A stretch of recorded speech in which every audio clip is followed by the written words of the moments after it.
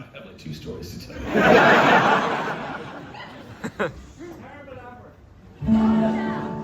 So it was 1986. I'm working a job phone soliciting. Has anybody ever done phone soliciting? This is the sort of job if you didn't do so great in secondary school, so you guys are trying to figure out an answer and add in the newspaper that says no experience needed. And you go into the office and they ask you, they don't even ask you what your goals are or anything. They say, are you available on Monday through Friday? Yes. And do you need money? Yes. They would often have like something to say, if you enjoy working in a rock and roll atmosphere. So I got a job selling the Los Angeles Times by phone, which seemed like a pretty good sell. It was a good paper, you know? But we were selling it to the inland. Now, to give you an idea of how far inland, LA is like over by the ocean, right? It's in LA County. The next county over is San Bernardino County, right?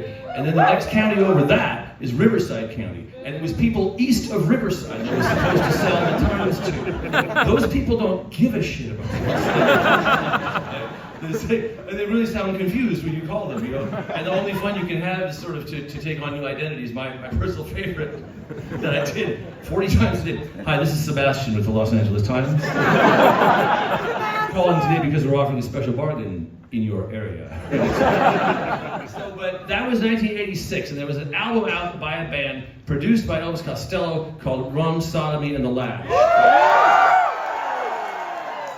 I owned it on cassette, and I was utterly stunned. Me and my friend Alice were like, this fucking album is, every song is great. Every song is fucking, it's by the Pogues, if you don't know, right? And so every fucking song was amazing. And the Pogues were playing at the Palace, which was my favorite place to go see shows. And the boss's name was Keith.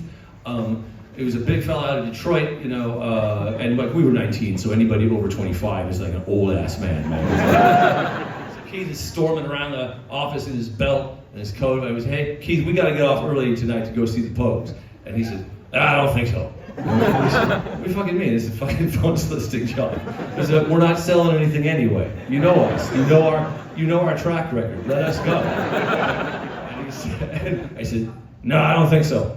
Go back to work. And like we sat down, like, no, we've been planning this for weeks. What are we gonna do? This job is not worth missing the Pogues for. Right?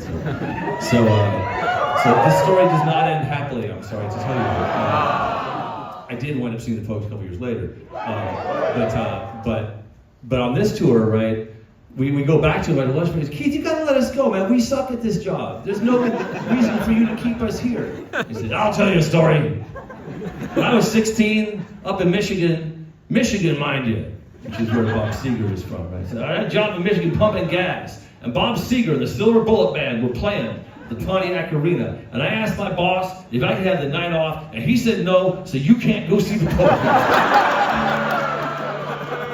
If I should fall from grace with God, where no doctor can relieve me, I'm buried with the sun, so the angels won't receive me. Let me go, boys, let me go, boys, let me go down in the mud where the river's all undone.